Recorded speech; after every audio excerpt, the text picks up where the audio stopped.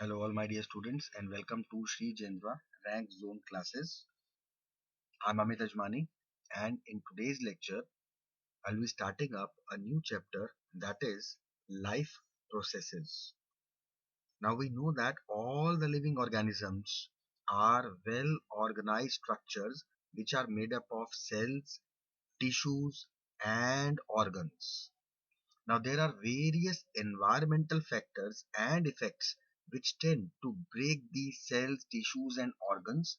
So, in the body of any organism, certain molecular movements are required, which helps in the repairing and the maintenance of these structures so that the organisms continue to remain alive, right? Now, all these molecular movements are together known as life processes. As the name itself suggests, that these are the processes that together maintain various functions of living organisms. And these processes are essential for the survival and maintenance of life on Earth. Now, there are various processes which are taking place in our body. Out of those processes, the main processes considered to be life processes are four. And what are these? First is nutrition, second is respiration, third is transportation, and fourth is excretion. Only these four processes are considered to be life processes. Apart from these, the process of control, coordination, reproduction are also taking place. But without those processes, life is possible, not without these. Out of these four processes, if one is not there, the organism cannot survive. And in this chapter, we'll be studying details of these four processes, namely nutrition, respiration, transportation, and excretion. So let us start up one by one with these processes. In this lecture, we'll be focusing on nutrition. Now, what exactly is nutrition? We know that nutrition is the process of procurement or the intake of nutrients by an organism which it takes from its surrounding so that these nutrients can be utilized in the body.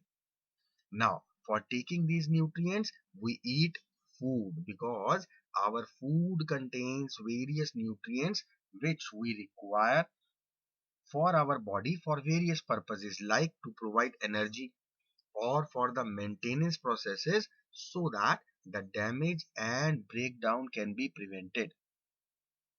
Now, what exactly are these nutrients?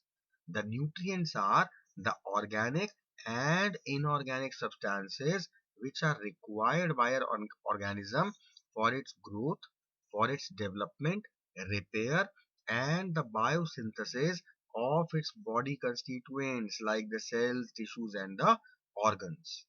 Now, these nutrients provide various things and help in various functions, like the nutrients which provide energy are the carbohydrates and fats. Then there are proteins which are the bodybuilding food, right? Then we have vitamins and minerals which are the protective or regulatory food. And we take water and roughage. So these are all the nutrients. Now, depending upon how exactly an organism acquires these nutrients, the mode of nutrition is further classified into two types.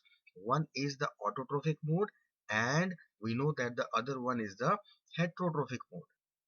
Now, what exactly is autotrophic mode? The mode of nutrition in which an organism prepares its own food by the magical process, the wonderful process of photosynthesis, that is called autotrophic mode of nutrition. And the mode of nutrition in which an organism cannot prepare its own food, and it is dependent on the other organisms for obtaining the nutrition, that is known as heterotrophic mode of nutrition.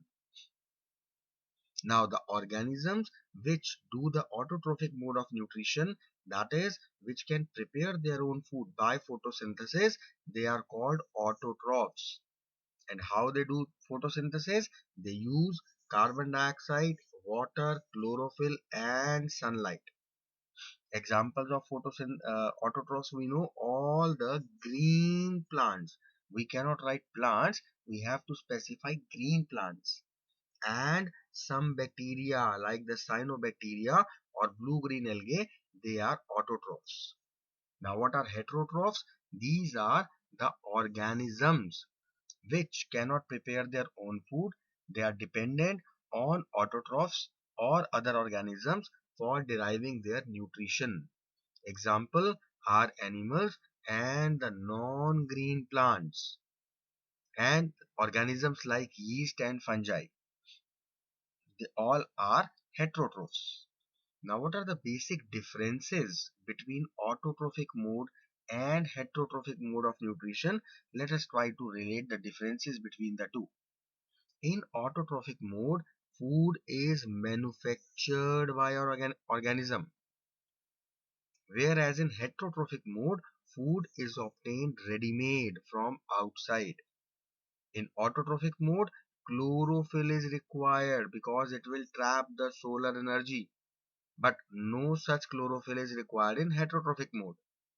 In autotrophic, we require an external source of energy, that is the sunlight, which will help in the synthesis of food.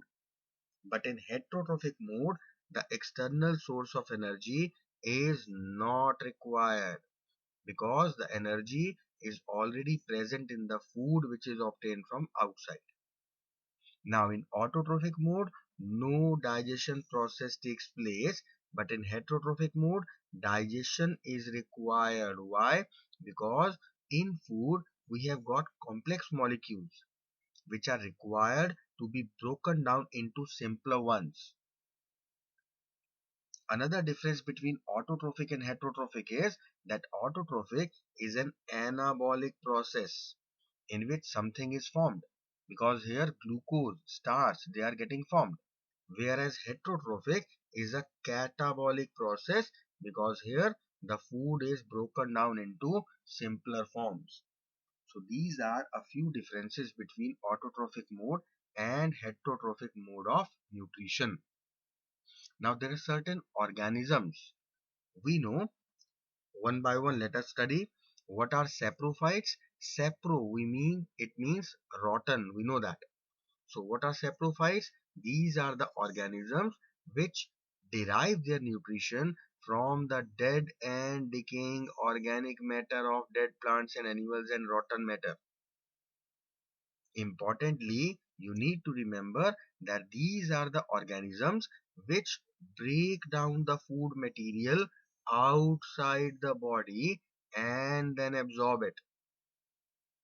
The bacteria, fungi like the bread mold, yeast, and mushroom, they are all examples of saprophytes. Example you need to remember. They are asked in examination. When we'll be taking up questions, we'll see that the questions based on this example of saprophytes that we have already encountered in our examination in the past few years. Now, the next mode of nutrition is Holozoic mode. Now, what is Holozoic? It is that mode of nutrition in which an organism engulfs solid food through mouth. Under this mode of nutrition, an organism takes the complex organic food material into the body. The process is called ingestion. Then, this ingested food is digested by various chemicals and enzymes, and after getting converted into simpler forms, it is absorbed into the body cells of the organism. You need to remember two examples, that is the pitcher plant and the Venus flytrap. These are the two plants which actually eat insects. They are insectivorous plants, right? The next type of organisms are parasites. One we have studied the saprophytes. Now another we are studying are the parasites. What are parasites? Parasites are the organisms which live in or on the body of other organisms, and they derive their nutrition from those plants and animals on which they live. Those plants and animals are called hosts. Now, these parasites derive their nutrition without killing these plants and animals. For example, Cuscata, whose common name is Amarbil, and Plasmodium. Now, Plasmodium is a malarial parasite. Lice, orchids, leeches, ticks, roundworm, tapeworm, they all have parasitic mode of nutrition. Clear? The next type of organisms are herbivorous. Now, what are herbivorous organisms? Which eat only plants for deriving their nutrition. Example, we know so many: horse, cow, buffalo, goats, etc. They are all herbivorous. And there are certain organisms which eat only animals to obtain their nutrition. They are known as carnivorous. Example, lion, tiger, snakes. They are all carnivorous. And the next variety are the omnivorous. These are the organisms which can eat both plants and animals in order to obtain their nutrition. For example, sparrows, humans, we are omnivores, right? So herbivores, carnivores, omnivores, parasites, saprophytes. These all we need to remember. Now we'll be studying a bit in detail about the process of photosynthesis. Now, what exactly is photosynthesis? We already know that it is the process by which green plants, green word we need to specify, because only green plants contain chlorophyll, which is capable of absorbing sunlight, due to which green plants can do photosynthesis. So it is a process by which green plants prepare their own food with the help of carbon dioxide, water, and sunlight in the presence of green colored pigment called chlorophyll. Now the equation of photosynthesis we have studied so many times. Let us brush it up. That 6 molecules of carbon dioxide and 12 molecules of water in the presence of sunlight and chlorophyll, they form glucose, that is C6H12O6, along with the liberation of 6 molecules of oxygen and 6 molecules of water. So this is the process of photosynthesis.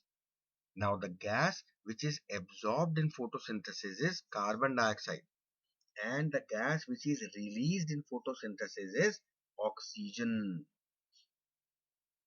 If we try to relate the reaction, we can very well see that there are certain conditions which are necessary for photosynthesis. And what are those? First of all, we require carbon dioxide. So presence of carbon dioxide is must. Then we require water. Presence of water is must. We require sunlight. So presence of sunlight is mandatory, and sunlight can only be absorbed with the help of chlorophyll. So presence of chlorophyll is also must. So these are the 4 conditions which need to be fulfilled if the process of photosynthesis has to take place. Now this process that we have written directly like this, actually it occurs in few steps. Those steps are called the events that occur during photosynthesis. First of all, in the very first step, what exactly plants do? They absorb the carbon dioxide from the atmosphere, they absorb the water from soil, and they absorb the light energy with the help of chlorophyll. So all the reactants are first of all absorbed. After that, what happens is this light energy is converted into chemical energy, and this chemical energy is utilized to split up the water molecule into hydrogen and oxygen. And this process is called photolysis. So the water is going to be just split up in the presence of sunlight, which is converted into chemical energy, and we will get hydrogen and oxygen. Now this oxygen will be liberated as it is, and this hydrogen will reduce the carbon dioxide. This hydrogen will reduce carbon dioxide, and it will result in the formation of glucose, that is C6H12O6. So in the third step, the reduction of carbon dioxide means addition of hydrogen to carbon dioxide will take place to form glucose or the carbohydrates. So these are the three events that occur during the process of photosynthesis. Now in plants we know that there is a cell organelle which is called chloroplasts. What are these chloroplasts? These are green dotted disc-like cell organelles which are present just below the upper epidermis of the leaves in plants, and it is these chloroplasts which actually contain chlorophyll, which is required for the absorption of sunlight for the process of photosynthesis. So chloroplasts are basically very much important. Another important part that we need to know in plants is stomata. Now what are stomata? Stomata, the singular of stomata is stoma. Stomata are the tiny pores which are present on the surface of leaves. Now these stomata play a very important role in plants. How? They perform quite important functions. The first function of stomata is that they help in the exchange of gases. Now what gases are getting exchanged when it comes to plants? Carbon dioxide and oxygen. Plants will be requiring carbon dioxide for photosynthesis and liberating oxygen during the process of photosynthesis, while in respiration we know it is the opposite. In respiration, oxygen is required and absorbed and carbon dioxide is given out. We'll study in detail in respiration. Right now, just important thing is that exchange of carbon dioxide and oxygen is to be done between the plants and the atmosphere for the purpose of photosynthesis as well as respiration, right? So this exchange of gases, it takes place through stomata, that is the pores present on the surface of leaves. Quite importantly, these stomata also help in a very important process called transpiration. Now what exactly is transpiration? Transpiration is the loss of water from the aerial parts of the leaves, and this transpiration once again occurs through stomata. Now this transpiration is a very important process because what exactly happens is when the excess water which is present in plants, it is just transpired, it is evaporated from the leaves through stomata, then the concentration of water, it decreases, because of which there is a difference in concentration between the bottom roots of the plants and the branches of the plants. Now because of this difference, there is a suction pull that is created, and due to this suction pull only, the water from the roots is actually transported upwards. Otherwise it's very difficult how water is going to go against gravity upwards. It is because of that suction pull which is formed due to the difference in the ionic concentration of water, and that difference is created because of the transpiration process. Now this water is very much required by the plants because this is how all the dissolved nutrients will be taken up from the soil. Otherwise, it's quite surprising if we think that excess water is evaporated so that the water below should go up. So what is the need? It's better that we should have a closed stomata so that the water is retained. But this does not happen. Why this does not happen? Because it is not only the water that is required by the plants, it is the dissolved nutrients in this water which are essential.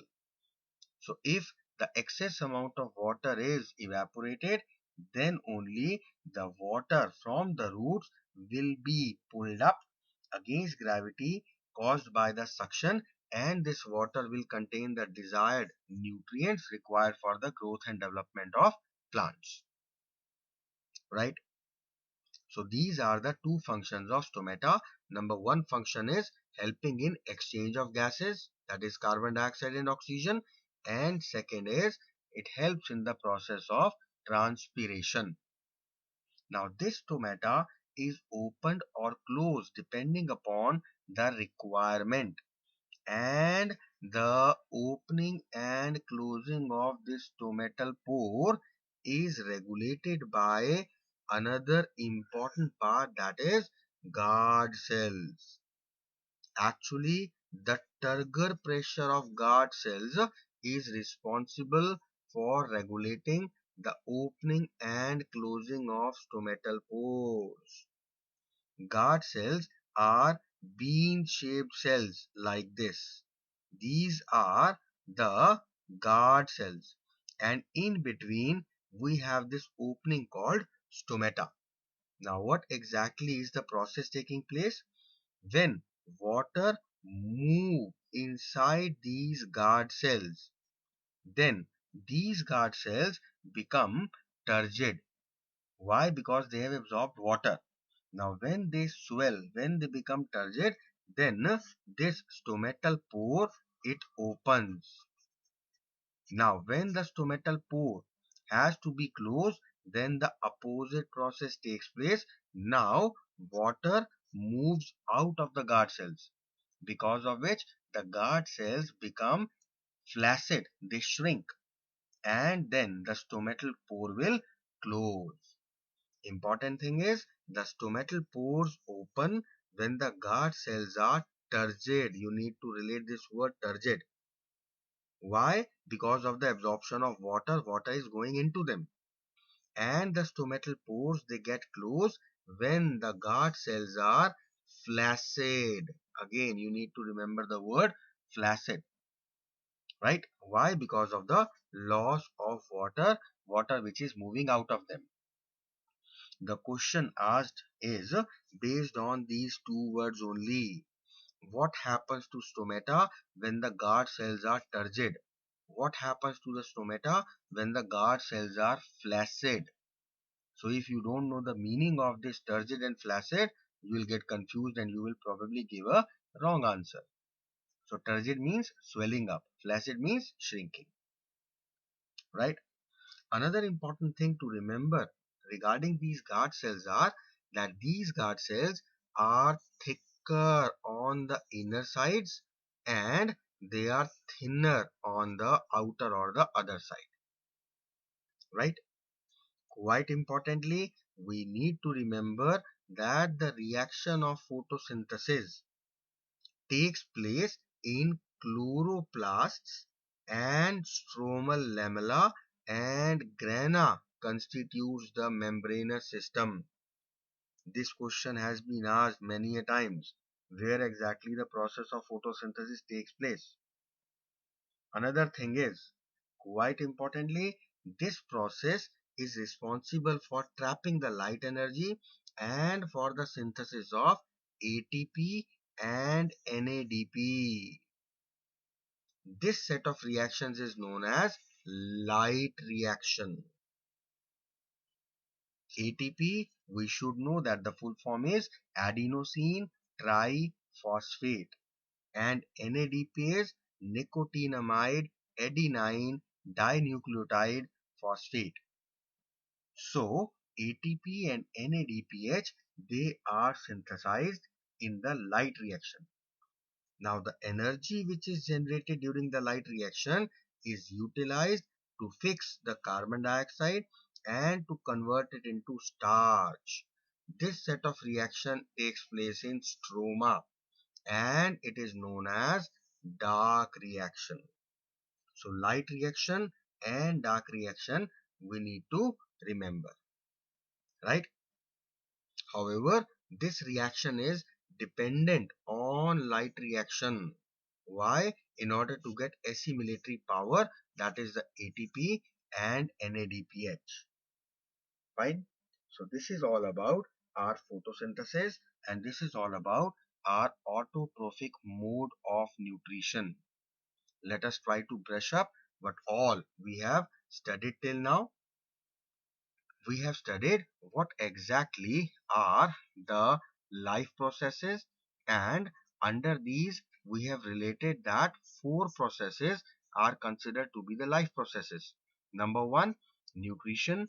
Number two, respiration. Number three is transportation. Number four is excretion. Nutrition is the process of procurement of nutrients. Nutrients are the organic and inorganic substances which are required for the growth, development, and survival of an organism.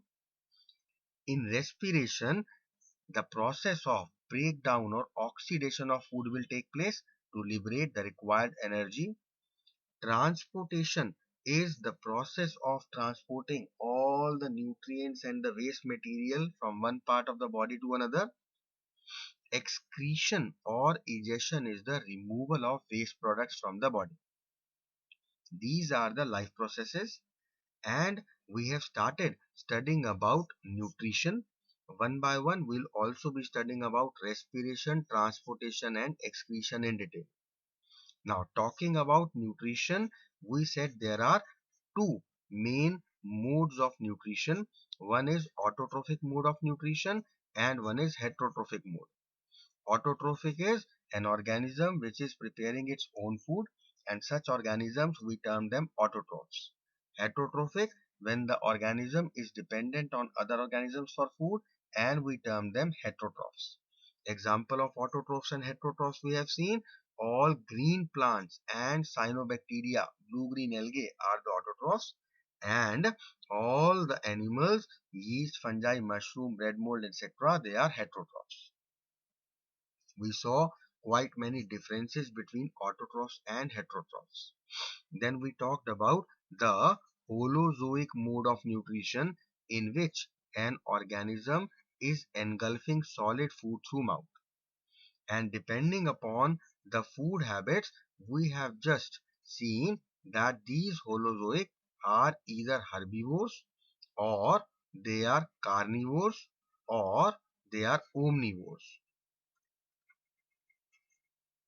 Herbivores are only plant eating, carnivores are only flesh eating, and omnivores eat both.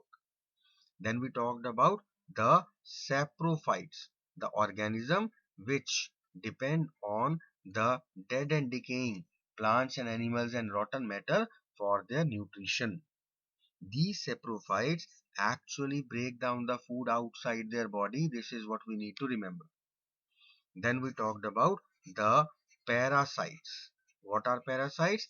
These are the organisms which live in or on the body of other organisms in order to derive their nutrition. Those animals are called hosts.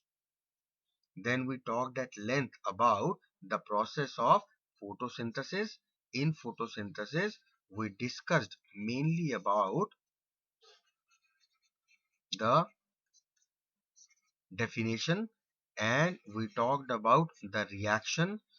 Then, quite importantly, we saw what were the various conditions required for photosynthesis, and we talked about the various events taking place in the process of photosynthesis.